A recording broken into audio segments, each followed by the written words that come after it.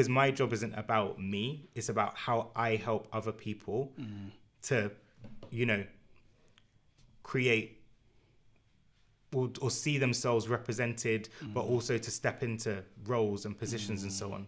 Yeah, no, big up yourself, Daniel, man. I'm happy you kind of got into your. I'm cool. Yeah. I'm cool. I like that. But yeah. Oh, Gabriel. Yeah, cool. I'm gonna round off anyway. Yeah. Do you know what, Daniel? Whilst we've got you here, obviously this isn't me putting certain things on you, but I'm sure being. I love when questions start like that. So not to put something on you. Cool. Carry on. It's not gonna be bad. Don't worry. But obviously, our platform, we really want to, inspire the younger generation of fashion professionals, fashion designers, whoever. And you've been there, you've done that. Obviously, there's still more things you want to achieve. But I'm sure throughout your career, there were certain situations that you had to navigate, certain uncomfortable situations. So I was just wondering if you'd want to share like how you overcame certain things and was actually able to. Because some people, I've had other conversations where some people have said they were in the fashion industry, but because of those intricacies and those microaggressions and all the things that can happen, they've dropped out. Do you know what I mean? They couldn't handle it. So how were you able to kind of overcome certain things and succeed? I guess one thing is having a particular amount of resilience, because we're often going to get no's, and that can be in any sector, any field, for anything that we're doing. But it's not necessarily seeing no always as a bad thing. It's looking how you can turn it into a positive. And I think on top of that, one thing that we can often face, like I touched on before, is that we can often be sat in junior roles and we don't get necessarily always given the opportunity to grow as much as our peers. But we also need to be autonomous in that sense. Like we sometimes need to take that control to make sure that companies we work for, businesses where we are, understand that I want to progress to a particular point or to a particular place. So it's kind of also saying to them or putting in front of them, what is my trajectory? Because I want to get to here. Because I don't want it to always be a case of we have to leave and go to another company to get a different level of seniority or to get more pay. Like we need to make sure our companies are getting behind us. And even if that's a conversation that we need to have at interview stage when we're first going into a company to understand how a company helps you to progress, do it then, because actually you can have those notes and hold a company accountable for what they said to you at the beginning. So that actually it's like if they've moved the goalpost, then you want to understand why. So for me, again, it's that accountability piece of like, what's the word I'm trying to say? It's that piece about being autonomous. So that actually you've had this conversation with me. I remember that you've said this. It's actually 6 or 12 months since I've joined the company and I've got to this point. So how do I get to the next level in a tangible way, in the way that I've seen my peers going or, moving to different roles? Like be vigilant, but also be the person that's perhaps one step ahead.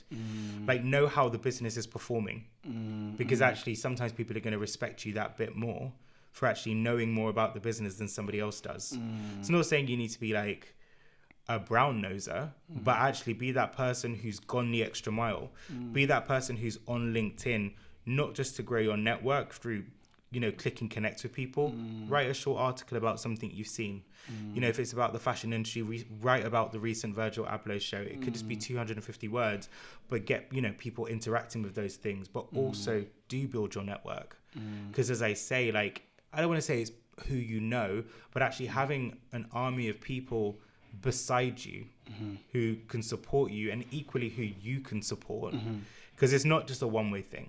We've got to think about this in a way of like, how can I support somebody else? And sometimes we can become gatekeepers ourselves. And I don't want to do that with Fashion Minority Report. It's like, how can I continuously open the door towards supporting one another and actually collaborate with other people? Because collaboration has been one of the best things for me as a business. Like, how can I collaborate with people? How can I evolve my ideas? Because sometimes we can hold things so close to ourselves and not see that they can be better by bringing other people on board. I've probably just gone off on a tangent now. No, Daniel, that I don't know what to call it, anecdote of advice or everyone will call it, was sick. Like there were so many things you said in there. I thought, like, for example, you made the point at like writing stuff down to almost keep your employer accountable. Have you ever have you ever done that before? Yeah. That's mad. Like I've never ever thought to do that. I think it's more often that we need to be writing things down, even like, and it might sound ridiculous, but having like a work journal, you can have a spreadsheet just based on just keeping note of those things.